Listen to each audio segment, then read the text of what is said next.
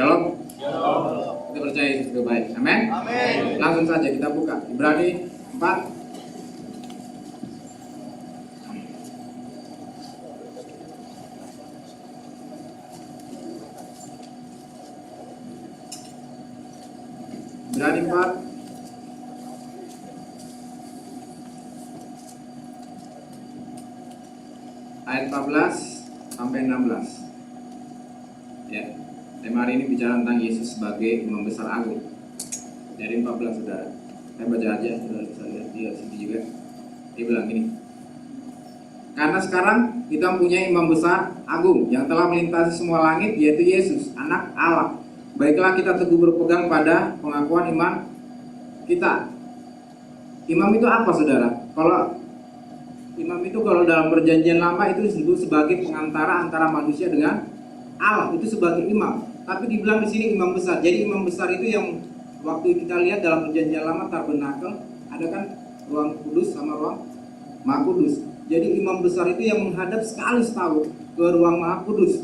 Jadi itu seorang imam besar. Tapi di sini katakan imam besar agung. Saya lihat dalam namanya Alkitab bahasa Indonesia, imam besar agung satu-satunya di Alkitab cuma dalam Yesus. Kenapa dibilang imam besar agung? Kalau kita lihat dalam Filipi bilang ini, dalam rupa Allah, tidak menganggap kesetaraannya sebagai Allah yang harus dipertahankan, tapi mengambil rupa seorang hamba menjadi sama dengan manusia. Dalam sebagai manusia, dia taat sampai mati, bahkan mati di kayu salib. Kalau imam besar biasanya dia datang sama Tuhan membawa sebuah namanya persembahan, yaitu apa? Kambing, lembu, segala macam. Tapi di sini dibicara bagaimana imam besar di sini bicara bahwa dia bukan yang persembahkan lembu atau persembahkan korban yang lain, tapi dia mempersembahkan hidupnya sendiri sebagai korban penebusan dosa kita. Amin. Dia makanya disebut dengan imam besar agung. Jadi dalam sebagai Allah dia juga menjadi manusia. Jadi dia disebut sebagai imam besar agung. Lalu ada kata-kata yang menarik sini, kata gini. Yang telah melintasi semua langit. Saya tertarik dengan kata-kata langit, saudara. Ya. Langit bahasa aslinya katakan Uranos. Akar kata Uranos juga bentuk kata kerja aktif subjektif. Orang pertama jamak. Di sini katakan juga langit atau surga. Jadi di sini juga langit, di sini bicara tentang surga. Tuhan Yesus pernah bilang gini, di rumah Bapakku banyak tempat tinggal.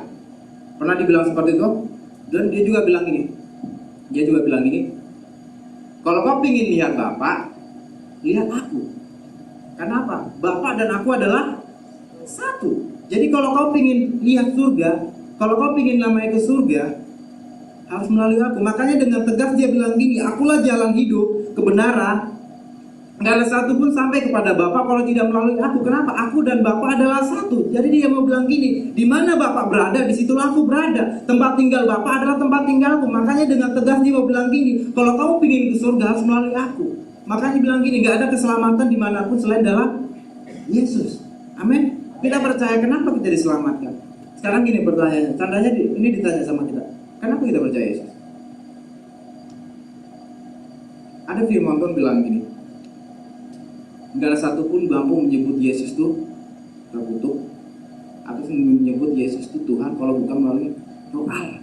Kalau ada Roh Allah dalam hidup kita, itu yang membuat kita percaya pada Yesus. Amin. Kalau ada Roh Allah dalam hidup kita, itu membuat kita percaya pada Yesus. Tuhan bilang gini, bukan kamu yang milih aku, tapi aku yang milih kamu. Setiap kita percaya di sini kita orang-orang yang terpilih. Amin. Setiap kita percaya di sini kita orang-orang yang terpanggil.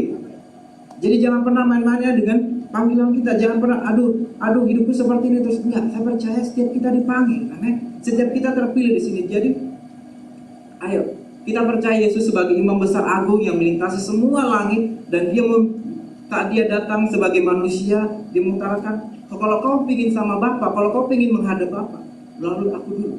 Amin. Dibilang gini, ada satu kata lebih. Terus makanya dibilang melintasi semua langit, yaitu Yesus anak Allah. Ada kata-kata dibilang gini, baiklah kita berpegang teguh. Ada kata-kata berpegang teguh melalui pada pengakuan iman kita. Berpegang teguh di sini kata aslinya mengatakan protemen, atau dari akar kata proteo, kata kerja nifatif auris aktif. Dibilang di sini artinya gini, memegang erat-erat, berpegang. Jadi kalau kita sudah percaya Yesus, pegang loh. Kalau kita sudah percaya Yesus, ya sekali Yesus tak Yesus, jangan pernah ingkari iman. Mungkin suatu saat kita datang kemanapun, mungkin kita harus menghadapi dilema segala macam apapun, tapi tetap pegang erat-erat kepercayaan kita, pegang bahwa sekali Yesus tetap Yesus, pegang erat-erat, pegang, sudah gitu. Tetap percaya iman kita bahwa sekali Yesus tetap Yesus. Amin. Jadi kita sudah percaya bahwa kita telah diselamatkan dengan darahnya yang kudus, kita telah diselamatkan dengan penebusan yang ajaib. Tetap percaya sekali Yesus, tetap Yesus, pegang erat-erat. Ya, ayat 15.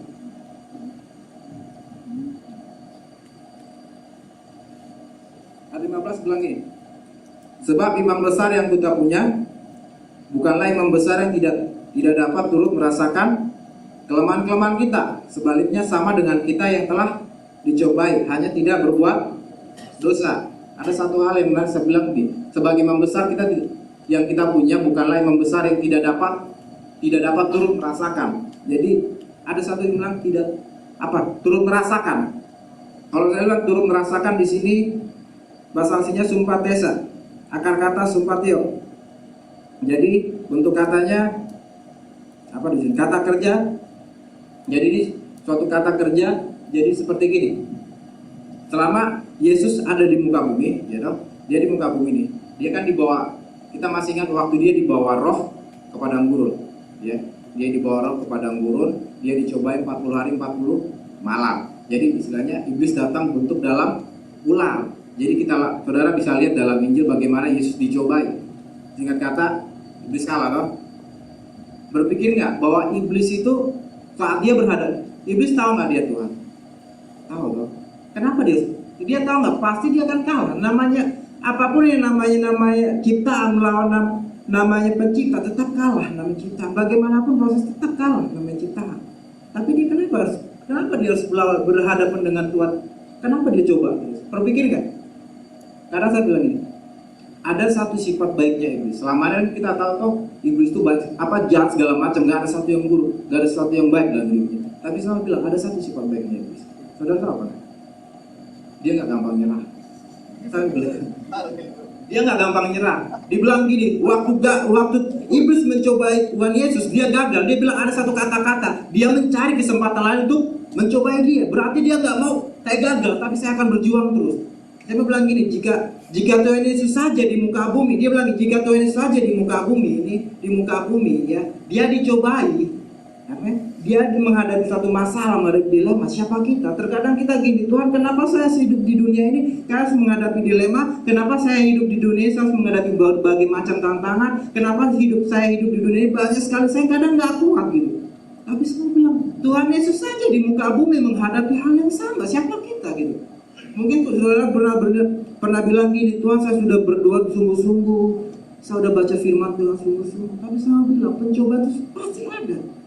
Kenapa? Hidup itu perjuangan, hidup itu peperangan. Kita nggak bisa bilang hidup itu pasti nikmat, enjoy. Enggak. Pengkhotbah bilang gini, segala sesuatu ada waktunya. Ada waktunya kita ketawa, ada waktunya kita nangis. Jangan pernah berpikir hidup itu selalu jalannya lurus. Enggak. Saat hidup itu ada waktunya kita harus mengalami sukacita, tapi ada waktunya kita mengalami duka. Segala sesuatu ada waktunya. Tapi Tuhan bilang gitu, Tuhan juga turut merasakan apa yang kita rasakan. Bicara kelemahan, Tuhan Yesus bicara kelemahan di situ apa? Selama dia di muka bumi itu, dia juga bisa merasakan apa yang kita rasakan. Dia bisa sakit. Waktu dia dipaku sakit nggak? Dia merasakan sakit. Waktu dia lapar waktu dia nggak makan dia lapar nggak? Lapar. Berarti dia sama kayak manusia. Nggak ada bedanya sama kita. Jadi kita mau belajar gini. Jika Tuhan Yesus saja di muka bumi bisa merasakan, bisa namanya dia mengalami pencobaan, siapa kita? Jadi jangan pernah berpikir hidup itu selalu aman. Enggak. Berpikirlah. Tapi Tuhan bilang gini. Tunduklah pada Allah. Lawanlah iblis, maka iblis akan lari. Jadi apapun yang saudara alami, ayo tunduk pada Allah. Apapun yang saudara jalani, ayo tunduk pada Allah. Lawan iblis. Karena kita punya kuasa. Amin. Amin. Itu yang pertama saudara. Jadi saya mau bagi yang pertama turun merasakan. Terus yang kedua saya mau bagi gini. Pernah nggak kita berpikir gini? Kita percaya bahwa Tuhan masih memegang seluruh kontrol alam semesta. Segala sesuatu akan terjadi kalau dia hendaki. Segala sesuatu tidak akan terjadi kalau dia nggak hendaki. Pernah nggak kita berpikir gini, kenapa saya dilahirkan dari keluarga yang seperti ini? Kenapa saya, hidup saya melarat, kenapa saya memiliki keluarga yang miskin? Mungkin banyak sekali kita mengeluh dengan segala macam. Tapi saya bilang gini, apapun yang terjadi dalam hidup kita, nggak ada sesuatu yang buruk yang pernah Tuhan ciptakan di hidup kita. Semuanya baik, karena semuanya baik. Kadang masalah yang kita alami, problema yang kita hadapi, itu bisa jadi berkat bagi orang kita. Contohnya simpel ya. Saya kasih satu yang sangat sederhana aja. Orang-orang seperti gini, orang-orang broken.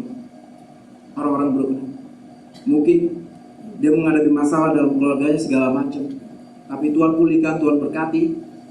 Tapi saat dia menghadapi orang-orang yang sama dengan dia, mungkin orang yang sama dengan dia cerita gini, kamu nggak tahu apa yang saya alami, kamu nggak tahu apa yang saya hadapi. Tapi orang yang broken yang Tuhan pulihkan bilang gini, saya tahu apa yang kamu alami, saya tahu apa yang kamu hadapi. Kenapa? Saya udah rasakan, saya udah alami. Bahkan lebih berat dari kamu bisa saya alami. Tapi saya bilang Tuhan yang sama menolong saya, dan Tuhan yang sama juga akan menolong kamu. Amin. Itu jadi berkat bagi kita. Jadi saya bilang gini, apapun yang saudara alami hari ini, ayo, jangan pernah mengeluh, aduh Tuhan saya nggak kuat, enggak. Berpegang teguh, amin.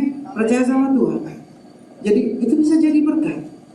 Tuhan bilang gini, bahwa sekarang kita tahu bahwa Allah turut bekerja. Roma 8:28, bekerja dalam segala sesuatu untuk mendatangkan kebaikan bagi mereka yang mengasihinya. Sesuatu panggil kan rencana Allah. Enggak ada sesuatu yang buruk yang Tuhan ciptakan untuk hidup kita. Percaya itu baik. Mungkin kau harus menghadapi suatu dilema yang begitu berat sekarang, tapi percaya saat semua sudah selesai, ada sesuatu yang berkat yang kau lewati.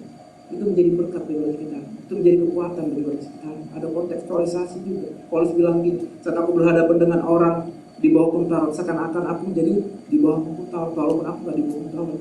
Karena gini, aku yakin orang-orang seperti gini, orang-orang yang broken lebih gampang menghadapi orang yang broken. Kenapa? Dia udah alami. Maka dibilang turut merasakan. Tuhan yang sama juga turut merasakan.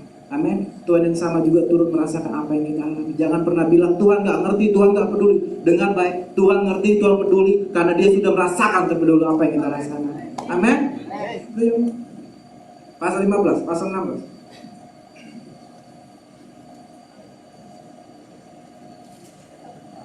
Nah, pasal 16 dibilang ini. Pasal 16, ayat 16, saudara. Sebab itu, marilah kita dengan penuh keberanian menghampiri tata kasih karunia, supaya kita menerima rahmat dan menemukan kasih karunia untuk mendapatkan pertolongan pada waktunya. Saya tertarik dengan kata gini, marilah. Bukan mari, hampiri, menghampiri. Jadi kata aslinya sini menghampiri itu proser kometa. Dari kata asli proser komen. Jadi kata kerja subjektif. Jadi gini. Jadi kita sudah tahu bahwa Yesus itu imam besar agung. Amin. Kita sudah tahu di segala macam yang luar biasa Tuhan sediakan. Tuhan pernah bilang gini, marilah kepadaku yang letih sudah berbeban berat, maka aku akan berikan kelegaan. Pikulah kuk yang kupasang dan belajarlah padaku, maka aku berikan ketenangan. Maksudnya gini, Tuhan bilang gini, kalau kau ingin hidup itu diberkati, kalau kau ingin sesuatu itu baik dalam hidup, belajarlah sama Tuhan Yesus. Amin. Belajarlah sama Tuhan Yesus. Kenapa? Dibilang ada kata-katanya, belajarlah padaku. Amin. Ada kata-kata belajar padaku. Jadi saat kita menghampiri, jangan pernah bilang gini, penuh keberanian menghampiri tata kasih karunia Allah. Kalau dalam perjanjian lama, kalau saat kita menghadap Tuhan, ada nama kita harus bawa lembu. Lucu dong kalau kita ke gereja harus bawa lembu, bawa kambing segala macam. Enggak dong? Enggak lucu dong? Tapi dibilang penuh keberanian dengan tata kasih karunia. Kasih karunia itu apa? Sesuatu yang nggak pantas kita dapatkan, kita dapatkan. Jadi saat kita menghadap Tuhan, nggak harus segala perjanjian lama juga bilang gini, orang kusta,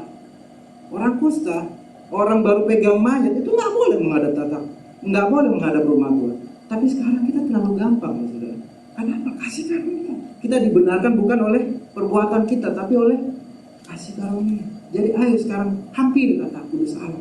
Saya nggak tahu apa yang saudara alami, saya nggak tahu apa yang saudara hadapi sekarang. Tapi belajar, datang sama Tuhan. Tuhan bilang gini, lihat aku berdepan pintu, jika ada orang buka pintu, jika ada orang mendengar dan buka pintu, aku akan masuk mendapatkannya.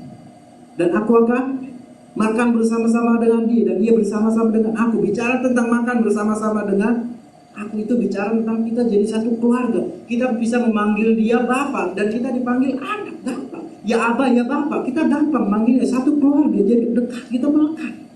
Amin. Ayo kita mulai hampiri. Kita mau belajar seperti Tuhan Yesus. Kadang kita berulang berpikir, tapi saya sudah hampiri tahta kudusnya, saya sudah sering berdoa dengan Tuhan, saya sudah menyembah Tuhan. Tapi saya bilang gini, Yesus pernah bilang sama muridnya gini, kamu bukan lagi hamba, tapi seorang sahabat. Seorang hamba tidak tahu apa yang berbuat tuannya, tapi seorang sahabat tahu apa yang berbuat sahabatnya. Kenapa dibilang seperti itu? Jika kamu menuruti perintahku, kamu adalah sahabatku. Tapi bukan hanya berhenti seperti itu. Dia bilang seperti ini lagi, enggak ada kasih yang terbesar daripada seorang sahabat memberikan nyawanya untuk sahabat-sahabatnya. Tuhan Yesus dalam arti mau bilang gini, jika yang terbesar saja dia mau berikan, jika nyawanya saja dia mau berikan, terlebih nama yang lain, terlebih nama kemuliaan, terlebih nama yang berkat, terlalu gampang. Kenapa? Nyawa saja dia mau berikan. Amin. Nyawa dia mau berikan. Dibilang gini, kasih, enggak ada kasih yang terbesar. Bilang hati gini, yang terbesar dia sudah mau berikan untuk saudara saya, terlebih yang lain. Ayo saudara, belajar hampiri dia. Dibilang gini, dengan penuh keberanian, jangan takut lagi Tuhan aku orang berdosa. Enggak, belajar hampiri dia apapun. Saya nggak tahu masa lalu saudara, tapi Tuhan bilang gini, siapa dalam Kristus sesungguhnya ciptaan yang baru, yang lama sudah berlalu, sesungguhnya yang baru sudah datang. Aku percaya orang-orang dalam Tuhan, orang-orang dalam Kristus ada sesuatu yang baru yang Tuhan curahkan. Amin, ada sesuatu kuat yang luar biasa. Ayo hampiri. Dibilang lagi di sini untuk mendapat pertolongan. Kenapa dibilang untuk mendapatkan pertolongan? Pernah nggak kita berpikir? Tuhan Yesus bilang sama ini. Tuhan Yesus bilang sama murid-muridnya ini, aku tidak akan meninggalkan kamu yatim piatu. Aku akan berikan kamu roh yang lain, itu roh penolong, yaitu siapa? Roh Kudus. Kenapa? Pada dasarnya manusia nggak mampu, makanya Tuhan beri pertolongan. Pada dasarnya manusia terbatas, pada dasarnya manusia banyak sesuatu yang dia nggak bisa lakukan. Tapi terkadang kita gini, ya kita udah tahu kebenaran, kita udah tahu bahwa kita sudah dibenarkan oleh darahnya yang kudus. Terkadang gini, kita nggak belajar seperti Tuhan Yesus. Tuhan Yesus selama dia di bumi, dia lakukan apa? Pagi-pagi benar dia berdoa. Amin. Pagi-pagi dia benar, dia datang berdoa, menyembah Tuhan, dia berhubungan intim sama Tuhan, dia melekat sama Tuhan. Terkadang kita dengan sombongnya, pagi-pagi benar kita lupa. Saya mau bilang, kita mau belajar seperti Tuhan Yesus. Tuhan Yesus saja dia dicoba, dia harus berdoa sama Tuhan, dia harus dekat sama Tuhan. Terkadang kita dengan sombong kita nggak belajar doa sama Tuhan. Kita nggak, ayo Tuhan, sudah hidup pun seperti ini enggak? Ayo belajar hampiri dia. Saya mau bilang, orang-orang yang nggak berdoa hari ini, orang-orang yang nggak menyembah Tuhan, saya bilang, kita orang-orang yang sombong, saudara. Ayo, amin. Kita orang sombong. Kita belajar dari Tuhan Yesus, pribadi yang agung, pribadi yang mulia. Saya nggak tahu siapa yang nggak berdoa hari ini, tapi saya mau bilang, ayo belajar hampiri tahta kudusnya. Amin. Belajar menghampiri dengan penuh keberanian, supaya saat kita mengalami sesuatu yang enggak kuat, Tuhan berikan pertolongan pada waktunya. Amin. Amin. Tutup Alkitab kita mau doa.